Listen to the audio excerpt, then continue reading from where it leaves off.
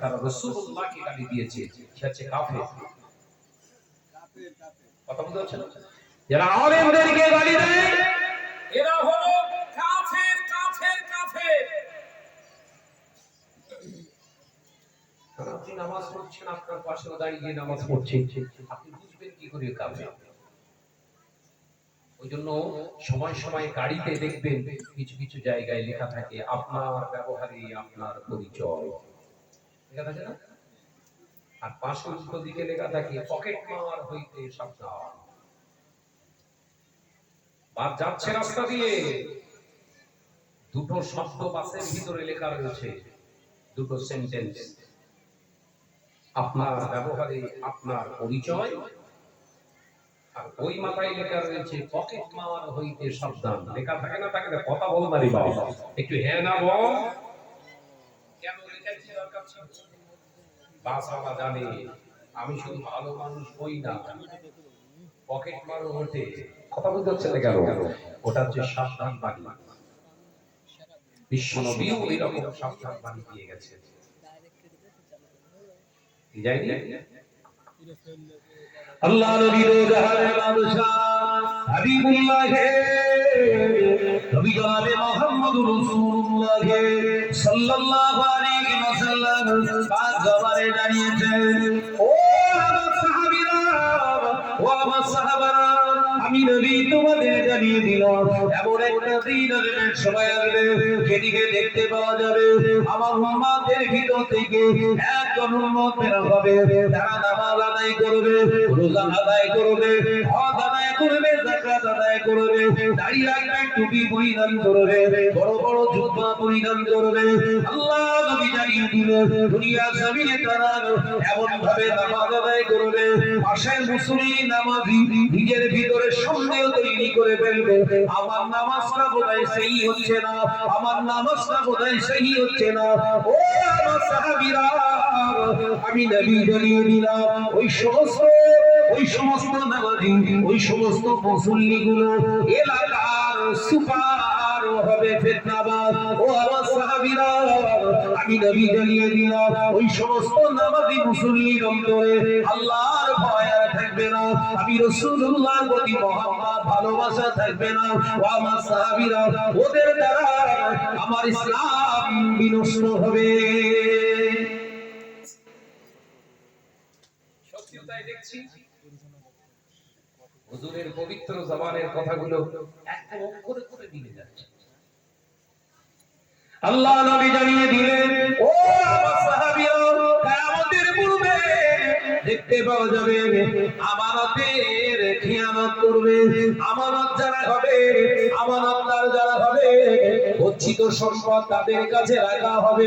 ওই আমানতের মালিকগুলো ভাববে টোটাল অর্থের মালিক আমি, তারা ইচ্ছা মতো খরচ করবে, যার পাওনা জিনিস তাকে আর দেয়া হবে না, তাকে বঞ্চিত করে সে ওই আমানতের মাল খেয়ানত করবে।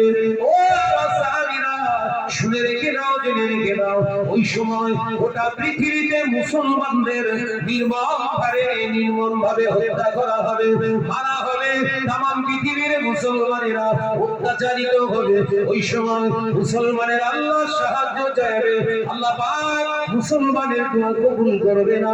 কারণ আল্লাহ নবী সাহাবীরা বললেন হুজুর কেন? এর কারণটা কি? আল্লাহ নবী পাক জবানে বললেন আরে রিবা, তার কারণ হলো ওরা সুদের আওতাভুক্ত হয়ে যাবে। কিসের আওতাভুক্ত? বলো বলো বলো। সুদের। সবাই দোয়া যাচ্ছে, কাজ হচ্ছে,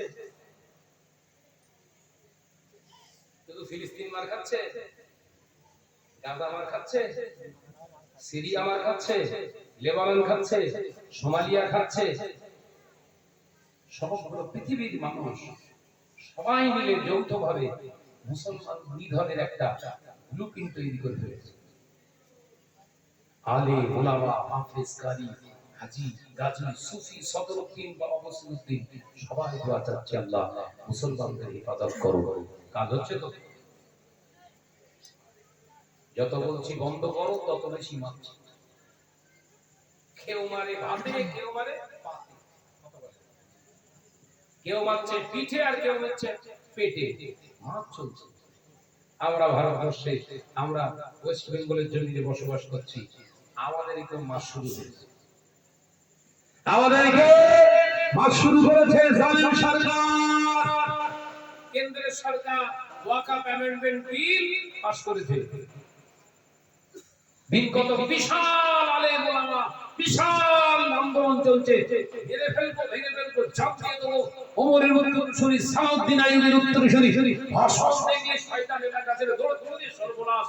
আলাউদ্দিন আইয়ুবী, সালাউদ্দিন আইয়ুবের উত্তরসূরি ঢুকে পড়েছে, এগুলা থাকা যাবে না, দৌড়ো। আর যেই বলেছে এই বাংলার জমিনে যদি ওয়াকাফ বিল নিয়ে কেউ আন্দোলন করে, সবথেকে বড় শত্রু আমি হব। হুজুররা সব কথা বলছেন এখানে, আমি কি ঠিক বলছি না ভুল করে বলে? আমি তৈরি করে বলছি। কোথায় গেল আন্দোলন? আর দেখতে পাচ্ছেন ওই হাতে গোনা কয়েকটা মানুষ জীবন বাজি রেখে, ইজ্জত বাজি রেখে, সম্মান জলজলিয়ে দিয়ে রাস্তায় নেমে কেউ অ্যারেস্ট হচ্ছে, কেউ জেলে যাচ্ছে, কেউ নির্যাতিত হচ্ছে। এই কটা মানুষকেই দেখতে পাচ্ছি, আর তাদের সঙ্গে হয়তো আমরা একটু আছি। বড় বড় বই, চাঙ্গা চাঙ্গা হুজুর কথা বলে দেখা যায়, কথা বলছে না কেন? সব শীত ঘুমে চলে গেছে। আবার বর্ষা পড়লে কথা বুঝাচ্ছে না, সব সিজনিক আন্দোলন, সিজনিক আন্দোলন। এদের দ্বারাই মুসলিম সমাজ সব থেকে বেশি ক্ষতিগ্রস্ত হচ্ছে। আমার কথাগুলো হয়তো শুনতে খারাপ লাগবে, কারণ আমি সারা হাত বুলিয়ে কথা বলতে ভালোবাসি না। আমি জানি একদিন দুনিয়া ছেড়ে চলে যাব, কিন্তু যাবার মতো যাব। তুমি আমায় হুমকি চমকি দিয়ে আটকাতে পারবে না। ভারতবর্ষের জমিনে বসবাস করি, এ ভারত সবার দেশ, এ ভারত গণতন্ত্র রাষ্ট্র। ভারতের পরিস্থিতি যারা ধ্বংস করতে যায়, তাদের বিরুদ্ধে আমাদের আন্দোলন চলছে। তুমি তো মুসলমানদের বিরাট ভালো, মুসলমানদের হয়ে কাজ করছো। তোমার ভিতরটা তো জ্বলবে কেন? তোমার ভিতরটা জ্বলবে কেন? আন্দোলন করছি তার বিরুদ্ধে, আন্দোলন করছি চাচার বিরুদ্ধে, চাষি চেল মারছে, কথা বলে না। অসুবিধা হচ্ছে নাকি?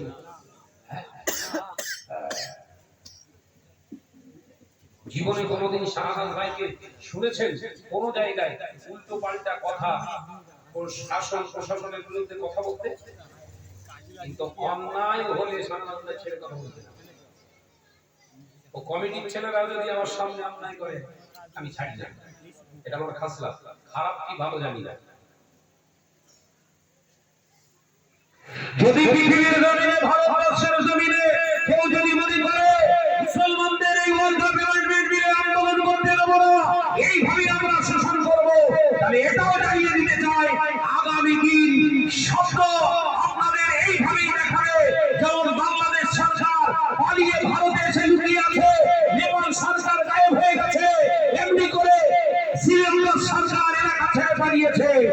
জালেমের জুলুম বেশি দিন চলে না, একদিন এই ভারত সরকারও পালাতে বাধ্য হয়ে যাবে। এই কথা ঠিক না বুঝলে বলে? নেপালে কি হচ্ছে দেখেননি? আমাদের পাশেরই একটা ছোট্ট দেশ,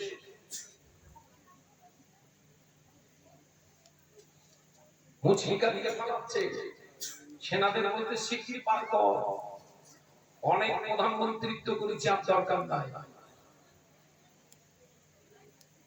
কৃষি আন্দোলন, কৃষির অ্যামেন্ডমেন্ট বিল পাস করলো, কৃষি অ্যামেন্ডমেন্ট বিল পাস হলো, সেই বিল প্রত্যাহার করতে বাধ্য হয়েছে। কথা বলছি কেন?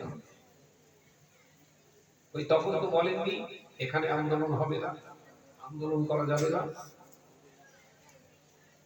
আপনার কেন গা জ্বলবে?